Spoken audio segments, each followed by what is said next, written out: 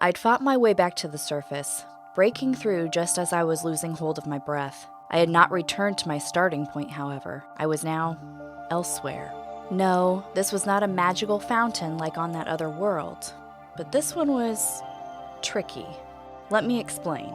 The water was as dark as it was cold, but the flashlight did its job. I was able to ascertain that beneath the fountain was a cylindrical shaft of over 20 feet in depth. This was clearly man-made and had been intentionally flooded. Pendergast and his companions had not breached the cavern when tunneling down, nor had they been trying to do so. They'd opted to instead burrow down beside it. Why? Well, at the bottom of this shaft there was a large circular opening in the wall. A very short passageway lay beyond, and with my lungs already burning, I risked a brief exploration.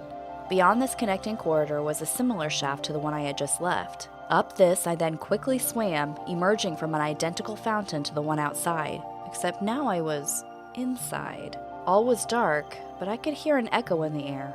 I had entered the cavern. I crawled out of the pool, shivering terribly, my teeth chattering. I went no farther, though. I just lay there, curled in a ball, trying to warm myself. It was more frigid in the cavern than it had been in the woods, so while I was out of the water now, my situation had hardly improved. Discovery aside, I fully regretted coming here. I couldn't imagine getting back in that water, let alone being able to repeat my swim to get out, and Joseph must be in a full panic now, thinking me drowned. With shaking hands, I pulled my phone from my waistband, then from the plastic bag. I tried to dial him with blue stiffened fingers. There was no signal to be had, not underneath all this rock. Something I should have realized beforehand, but as you heard, this was a thing I'd done rather impulsively. I knew I had to get moving, that if I just lay here on the cave floor, I'd be hypothermic soon. I reached for the flashlight I dropped when dragging myself from the fountain. I probed the darkness with its beam, looking for something, anything. I spotted what I didn't immediately understand to be a control panel, not until I got up and stumbled over to it. The console was on a post for ease of use while standing. There were various buttons laid out across the board, and in my desperation, I mashed down every last one of them. The cavern was instantly aglow with a soft but adequate illumination, and I even felt a sudden warmth wafting through the air. Heaters of some kind had kicked on when the lights had, quickly raising the temperature by 20 degrees or more. I crumpled back to the cave floor, weakened but hopeful. Lindsay! Joseph? I was shocked to hear his voice. I wasn't sure that I actually had until I rolled over and saw a broad pillar of daylight now standing across the way. A gap had formed in the ceiling of the cavern. From that aperture to the cave floor, I now beheld a rickety spiral staircase, and scrambling down this, just as fast as he could, was my partner. I learned later that I had activated a trap door, which had burst open through the grass at the top of the hill, right where we had been picnicking. Joseph, who'd been about to dive into the fountain after me, heard and saw this. He'd run for the entrance, and now he was running for me. Joseph scooped me off the floor and carried me to the center of the cavern, setting me down gently on a dusty old chaise lounge. The presence of furniture down here didn't register as an oddity just yet, not in the state I was in. Joseph tore off his jacket and threw it around my shoulders, then darted away to make a frantic search for blankets. He soon returned with several and bundled me up. I remember the strong smell of mothballs and wondering who still used mothballs. Then my partner got down on the chaise lounge and pulled me against him. His grip on me was so tight, as if Joseph was trying to hold me in this life. His arms didn't begin to loosen until I stopped shaking, and even then he didn't let go, determined to transfer as much of his body heat to me as possible. You still with me? I'm here. I thought I lost you there for a minute. This was a really stupid idea. Yeah, but now we're here. We certainly are. This is the Endless Elsewhere podcast, Chapter 8, The Breastplate. Joseph and I stayed huddled there for quite a while. In that time, we studied our peculiar surroundings. We'd been rather distracted since first entering the subterranean chamber, so we hadn't really taken the place in yet. Obviously, the cavern was powered by one of Pendergast's clean energy engines, the kind that drew cosmic radiation from the atmosphere to the surface through some kind of wireless transmission. There was various machinery standing along the walls of the cavern, each performing a specific utility, but which of them was this marvelous motor, I couldn't say. That it, and everything it powered, still worked after all this time was a profound testament to the ingenuity of their maker. And now I had a personal appreciation for Pendergast's craftsmanship. If the cavern hadn't come back to life, I probably wouldn't have either.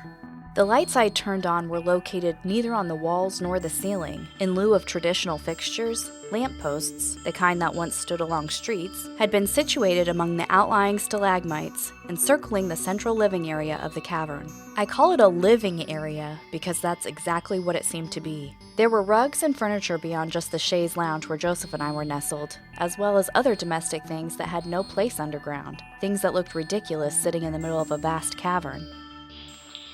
I think I can get up now. You sure? Yeah. Okay, just go slow, please. Here, take my hand. There's a wardrobe over there. It's where I found the blankets. It's got clothes in it, too. You should get out of your wet ones. Probably a good idea.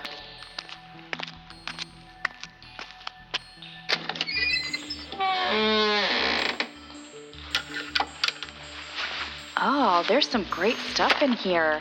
I always liked the 40s fashions. 40s? Really? You're sure? Definitely.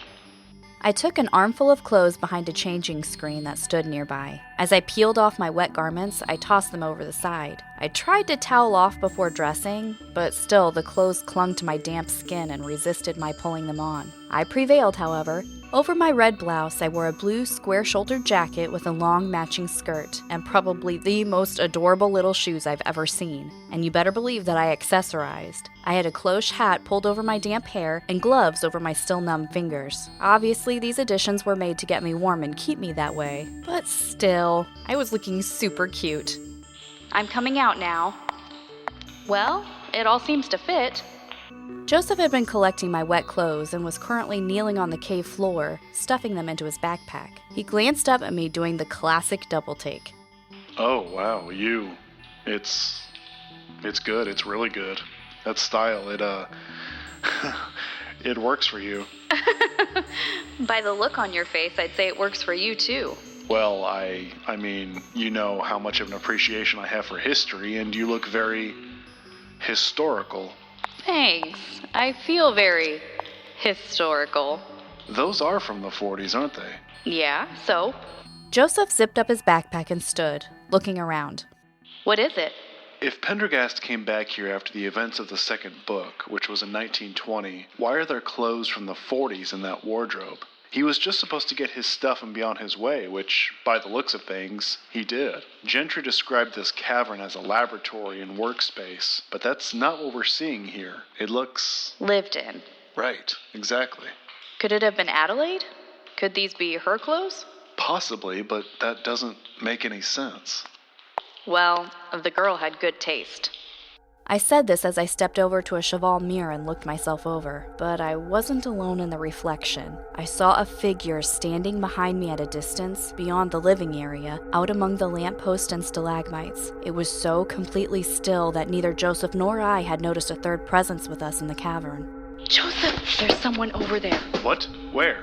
There. It looks like Hardesty. Oh, no way. Joseph, be careful. Hey, wait for me. Lindsay, my friend, allow me to introduce you to the Bard. This thing appeared to be a prototype of Hardesty's vessel, a much, much older prototype. But this was not exactly the case. As you've heard, when fabricating his own artificial body, Hardesty used the basic design of Pendergast's creation as his template. It was his way of honoring the father of automatonics. So if my description of the Bard sounds like my description of Hardesty, that is why. The Bard stood not upon legs, but upon a studded sphere encased in a domed chassis, into which was mounted a telescoping pillar that was, in turn, connected to a torso with long jointed arms on either side. At the end of these were not fingered hands, but rather clawed claspers. Now for the head of the thing. It was cylindrical and mounted deep into the angular shoulders of the mechanical man. It could swivel back and forth, but not tilt up and down. There was very little in the way of features to the face. It was all purely functional. There were a pair of wide oval lenses for the eyes and a mere slit for the mouth. Looking closer, I saw little more than pinholes on either side of its head serving the function of ears. Every inch of the Bard's metallic shell had a cloudy patina to it, further attesting to its age. It was very strange to behold. The Bard was like an antique, but from the future. Colored in this corrosion had also helped camouflage it here in the cavern. As I said, various old machinery stood about in the background. This robot had looked just like another apparatus. This is why my partner and I had not immediately noticed the bard, but now that we had, neither Joseph nor I could look away. Even by today's standards, this was an advanced piece of technology. But defying all the sophistication of it, a medieval breastplate had been welded to the chest of it. As always, I looked to Joseph for the answer. The bard suffered some pretty significant damage while on the other world. Pendergast borrowed a piece of aerial armor to patch up his machine. Oh, isn't this just the most beautiful thing you've ever seen? I glanced down to my outfit and frowned. I couldn't compete with the historicalness of this robot, apparently. It's okay, I guess. Lindsay, you have to understand, I've been reading about this thing for years. I've imagined it in my head 1,000 times. But now, to stand here before it, to see it, to touch it? Joseph set his hand on the breastplate and left it there. He was actually getting a little misty. Then I realized why. This was more than a physical manifestation from the manuscripts.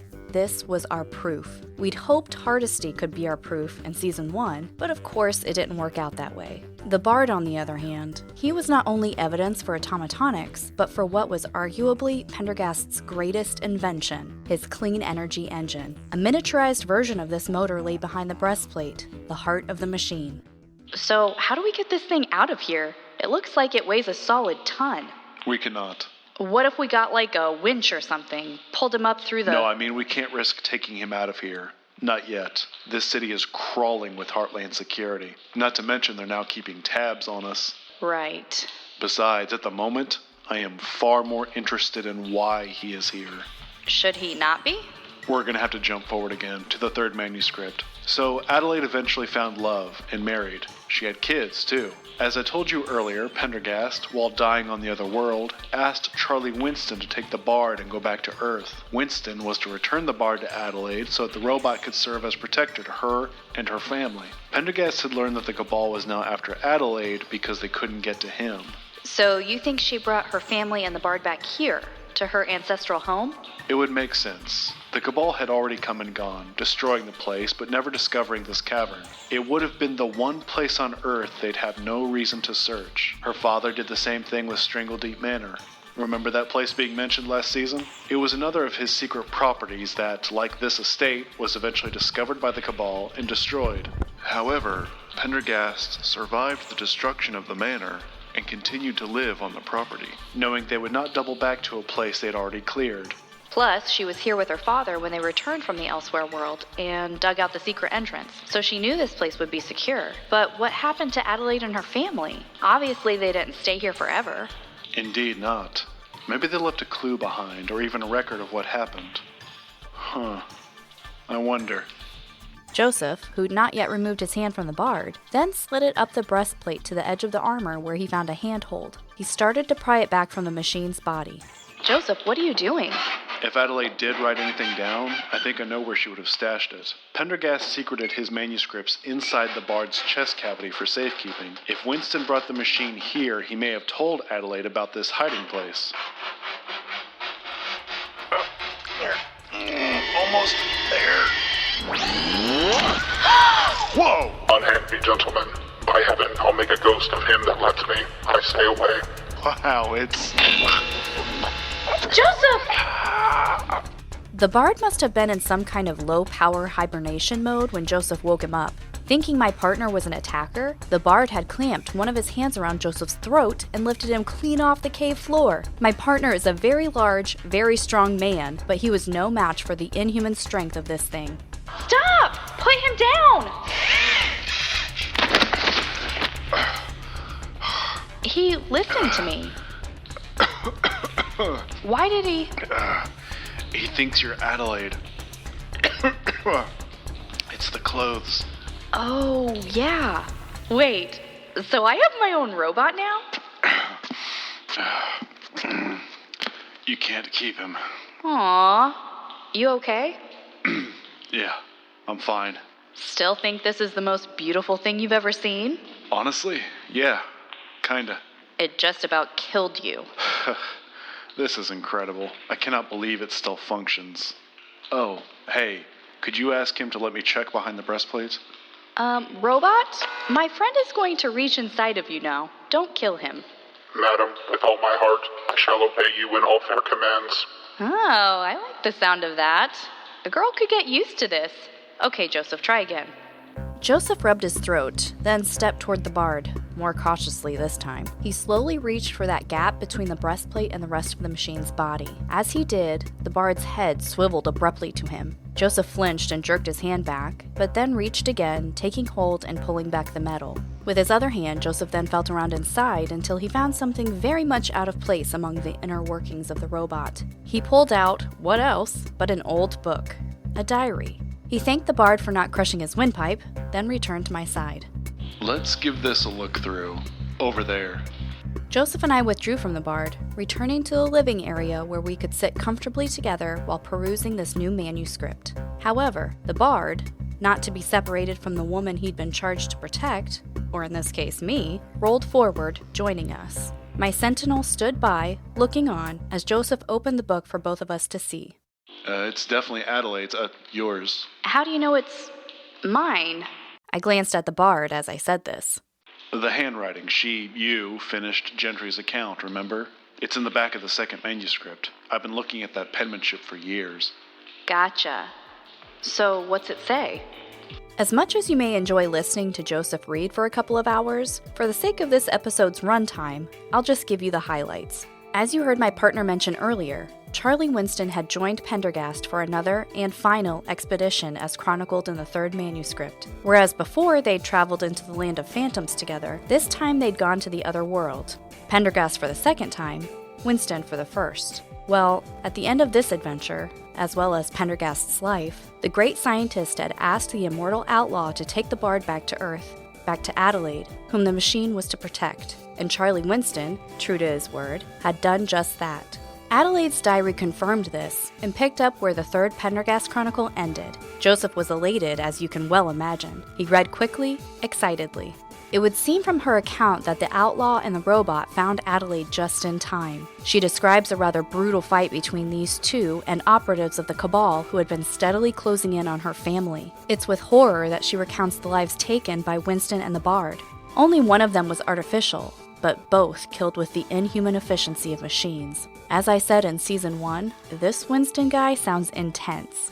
After this initial win against the Cabal, the lot of them had to flee before reinforcements arrived. Adelaide then detailed the flight made by her and her family, along with the Bard and Charlie Winston, to this place, to her ancestral home, where they planned to hide out for the time being.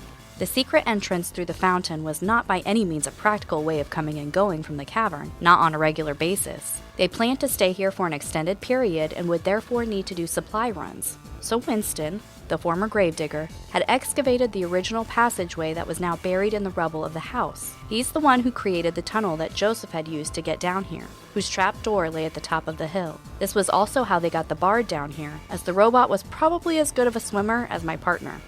Winston did not stay with them long. Adelaide begged him to remain, for his own sake, as the Cabal was combing the countryside for them all, but he wouldn't hear of it.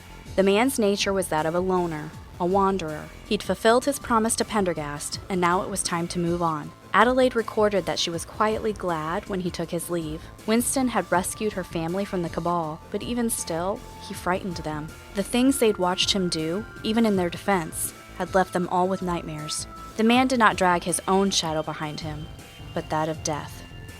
Adelaide speculates that he may have also gone when he did because of their awkward living situation. Everyone there was family, even the Bard to some extent, but he was an outsider. Or Winston may have gone because he knew that she and her husband could better mend the rift that had formed between them with privacy.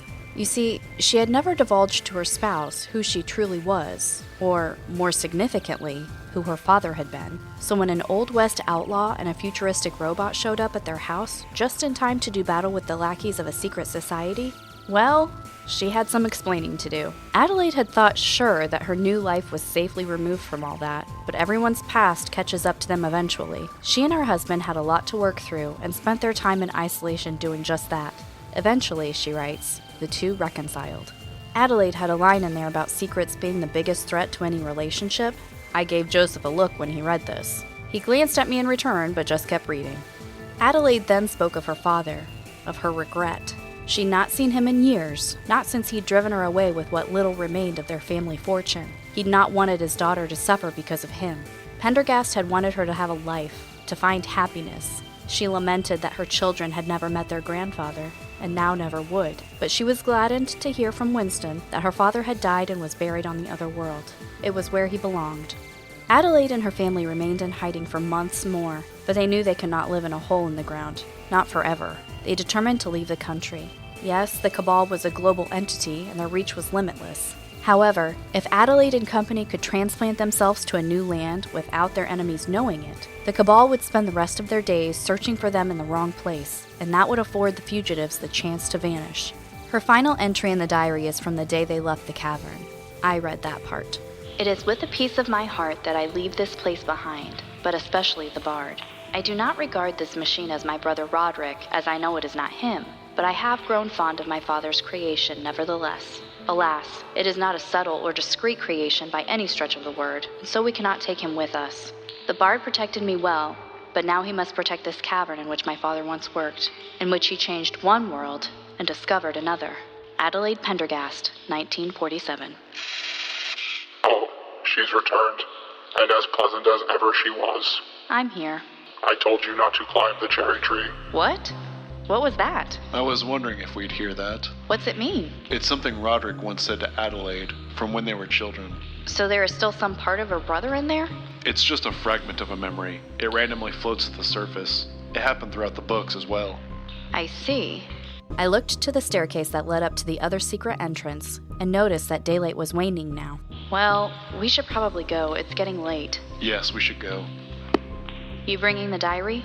Not just this. What else? We need that breastplate. We do? I'll explain later once we're alone.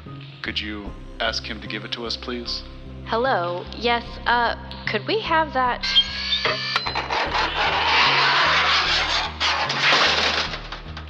I was still making my request when the machine reached up and took hold of the armor, tearing the welds as it peeled the breastplate off of its torso. The Bard's clockwork innards were left exposed as he held out the breastplate for Joseph. Proud, scornful boy, unworthy this good gift.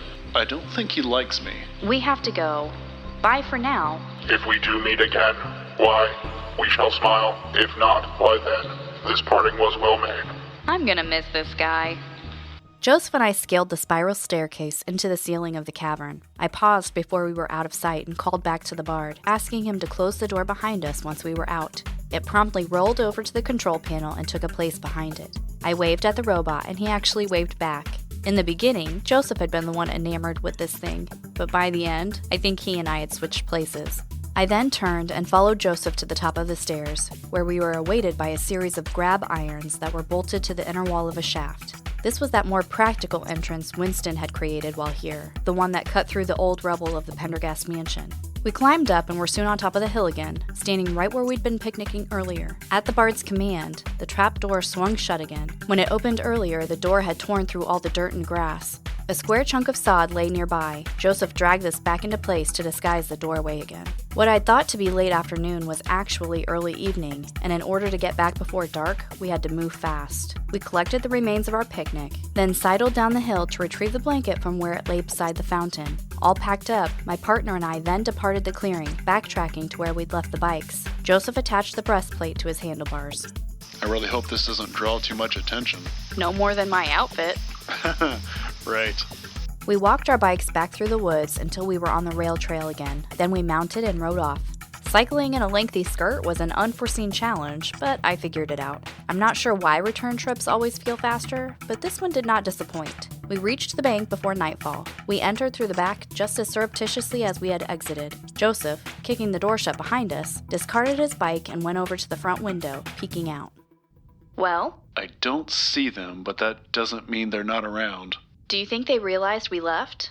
Or even followed us? No, I think we're good. They couldn't have followed us down the bike path, not without us noticing. But we will need to do something about the cavern before this episode comes out. What do you mean? It's like you said back at the fountain. Someone can use this information to find the place. The Cabal have been after Pendergast's cosmic ray engine since the beginning. He used their resources to develop it back in the day, back when he was still one of them. But when he defected, he took the plans with him. There's no telling how they'd use that technology, but it would, no doubt, advance their agenda exponentially. We must keep it out of their hands at all costs, even if it means destroying the cavern and everything in it. The Bard, too? We may not have a choice. No, there's gotta be another way. We can pull him out of there. And put him where, Lindsay? It's like what Adelaide said in her diary. He's neither subtle nor discreet. We can figure something out. Honestly, I'm surprised you're pushing for this. Earlier you were about to cry at the mere sight of it. I do not want to destroy the Bard, but there is a greater good to consider here. Even Hardesty could not replicate this science. His own vessel had a more traditional power supply. Having read the manuscripts over and over, I know just how badly Pendergast did not want his enemies to get a hold of his technology. He knew they would twist it, use it to some nefarious end. So yes, I am willing to destroy it all to prevent that. I will not be responsible for the Cabal finally laying claim to his work. Winston fulfilled a promise to Pendergast, and here you are doing the same, without having ever met the man. Well, we have a couple of months before any of this goes public, so we'll figure out what to do before then. So if anyone listening tries to use the information from this episode to locate the cavern, you're gonna find an empty hole in the ground, just so you know. It's been a long day. And I still have a show tonight. I'm gonna head home for a nap. What about you? Are you kidding? After what we found today? I won't be able to sleep for a week. So I assume Adelaide's diary will be going into the vault. Is that what you wanted the breastplate for too? No, the armor is actually headed in the opposite direction. I'm going to put it on the roof. Why the roof? I plan to use it as a signal. That's why I wanted it. A signal to whom? The Strangels? I'm hoping they spot it from the air and recognize their own craftsmanship. They may even realize it was the armor worn by the Bard as he visited their world twice. You're trying to establish contact? What if they're some of the bad ones, here to invade, remember? While I cannot fathom why they are here, I have a good feeling it's not to invade. When Pendergast was buried on the other world, the orb was buried with him under Airy Castle. That's where the good Ariels lived. They're the ones who would have had access to the artifact? So they had to unbury it and pull it from the hands of Pendergast. Just like he did with Ka-Phenotep? The wheel keeps on spinning. What about Hartley and security? They're both looking for the Strangels and keeping an eye on this building. What happens if these aliens show up and we all get caught together? Oh, that's a good point. Maybe I'll hold my vigils at night. Try to use the cover of darkness. For how long? As long as it takes. We have to find out what they're doing here. Agreed. But you're just gonna sit up there alone every night? Oh, I won't be alone. I'll have you. My partner nodded to a nearby shelf where a portable radio sat. I glanced over and smiled. Oh, here's the backpack. It has your clothes in it. Thanks. Joseph then walked me to my car, and I left, wary of being tailed by any mysterious SUVs. Thankfully, none appeared in my rearview mirror. Back at my apartment, I reluctantly shed Adelaide's clothes, but even as I tossed them into the hamper, I knew they would end up in my regular rotation. Then I knelt to Joseph's backpack and dug through it. At the bottom were the still sopping wet clothes I had begun the day in. As I pulled them out, however, I discovered a dress shirt and a tie. Joseph must have left those in there previously, but I'd never seen him wear a tie. In fact, I would have bet that he didn't even own one. I didn't know what to think, nor did I have the energy to even try. It had been an exhausting day, a triathlon of biking, swimming, and reading, with a couple of near-death experiences thrown in just to mix things up. I collapsed onto my bed and was out almost immediately. I'd forgotten to set my alarm, but a call from Sylvia roused me hours later. I awoke feeling absolutely terrible. My throat hurt and my nose was running. I'd gotten sick. Can't imagine how, but I'm a professional, and as they say, the show must go on. Welcome to Circle City Supernatural. What would you like to talk about? Lindsay, are you okay? Oh yeah, just a little cold. No big deal. Okay, good. Get well soon. Thank you. So I called because I had a little run-in with some of these weirdos people have been talking about. Would that be the kind of weirdos with wings, or the kind in suits? That kind, the government whoever's. Sorry about that. Please go on. Well, I saw a couple of them earlier at the Motel 66. I'm not familiar with that establishment. Good, that's good. Do your best to keep it that way. It's a real trash hole. They have hourly rates if that tells you anything about it. So why were you there, sir? Oh, I wasn't staying there or anything. I was unclogging the sewer line. I'm a plumber. Got it. Anyway, I saw them as I was leaving. I'd just gotten into my truck when I spotted a couple of these people coming out of a room on the second floor balcony. How do you know they were... They were dressed in those funky suits everyone describes. So the question is, if these were members of a shadowy government agency, why would they be staying in such lowly accommodations? That's just it. I don't think they would. That's why I'm calling. I think they were up to something. Like what? No idea. But here's the crazy part. They both came to the railing and looked around. It was like they knew they were being watched. Then they locked eyes on me. What'd they do? They smiled and waved. That doesn't sound so bad. They started waving at exactly the same time. In unison. A mirror image of each other, and they stayed waving. I must have watched them for another 2 minutes or so. Still, they just kept at it. Hands going back and forth slowly, methodically, completely synced. And the smile. Those smiles. Oh, that is creepy. These agents, whoever they are, behave like lunatics so that when people report their encounters with them, it's the witness who sounds like a lunatic. Yes, there's been some speculation about that. The prevailing theory is that their counterintuitive behavior is used to confuse and deceive a witness in the moment, as well as discredit their story later. Right, yes, exactly. And now I'm worried I stayed too long, gave them a reason to come after me. They may have seen my license plate. I called you so that there's a record of my story, in case I'd disappear. Well, sir, we appreciate you calling in, but I feel like I should say that it might actually be this call that puts you on their radar. I hadn't thought about that. Gotta go. Full disclosure, we decided to include this call for reasons beyond the fact that it featured my case of the sniffles. We didn't know it then, but this story would soon become apropos to the podcast. Before that revelation, however, we received another call a couple of nights later, which had far more immediate relevancy. I'll play it for you now. Oh, and I was feeling much better by this time. You're on the air, caller. What have you got for us? Have I got a story for this show? Whoa! Oh, man, you have no idea. Whoa there. Coming in hot, fella. Sorry. It's just, that was wild. Is this something that just happened to you, sir? Like 5 minutes ago, yeah. Holy crap, I can't believe it. You won't believe it either. Well, how about you try us? Right, yeah, sorry. I'm just trying to get calm enough to, words. Okay, so I was over by that old theater, the one that's all boarded up, that no one uses anymore. You know the one I mean? Doesn't matter. Anyway, I'm walking home from work, from a restaurant I won't name. So I'm walking home alone. I know, stupid move, not a great neighborhood. But the car's in the shop, so no choice. Well, out of the alley ahead of me stumbled a couple of lowlifes. I'm not judging here. I'm pretty sure they were junkies. I know you shouldn't assume things about people, but, well, you know. They see me and they're like, hey, man, you got a couple bucks to spare? Now, gospel truth, I haven't carried cash on me in a decade or more, so I'm like, sorry, fellas, not tonight. I try to walk by them, but guess what? They won't let me pass. Then one of these fools pulls a crowbar from his coat, and the other one, from behind his back, shows me the leg of a table. He must have found it in the garbage and thought it'd be a good weapon. So then these two come at me. What'd you do? I was like, nope, and turned to haul my butt out of there. I outran them pretty quickly, but then I tripped on the curb and took a nosedive into the street. Not my proudest moment. A bloody mess now, I roll over just as these two sweethearts cut up to me. Now here's a part of the movie where some mysterious outsider intervenes on my behalf, right? Is that what happened? Oh yeah, and she had wings. This, fairy woman swoops onto the scene, kicking Crowbar Man to the ground. I heard his head smack the asphalt, and that was it for him. He was out like a light. Table leg guy, who's just as shocked as I am by the sight of this pixie, then takes a swing at her. She ducks the blow, then does this crazy uppercut on the dude, knocking him out cold. He collapsed onto the street next to his buddy like a sack of potatoes. Then she turns to me, looking down with these beautiful, glowing eyes. I was scared, but I was also really, into it. I mean, the girl was, yeah. Okay. We get it, sir. All I could say was thank you. And I think she understood me, too, because she nodded.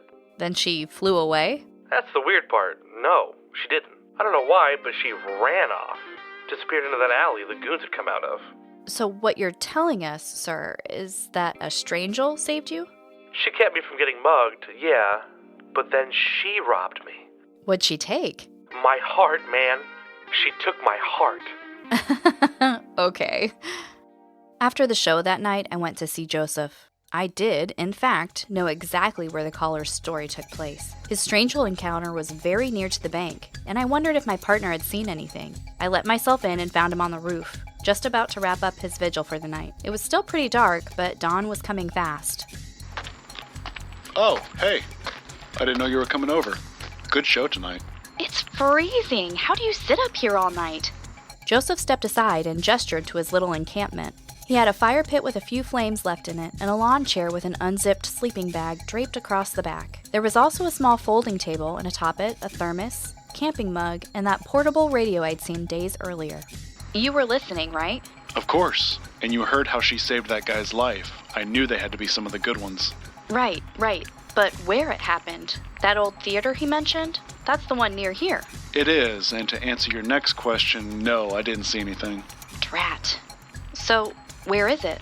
Joseph pointed over my shoulder, and I turned to see the breastplate laid out on some ducting with an electric lantern standing beside it. The dull glow illuminated the alien armor in the darkness. I looked skyward, trying to imagine spotting it from the air, and worried that it wasn't visible enough. Maybe we should put some more lights on it, or put it up higher, like on a pole or something. We could try that, but I think we'd have to...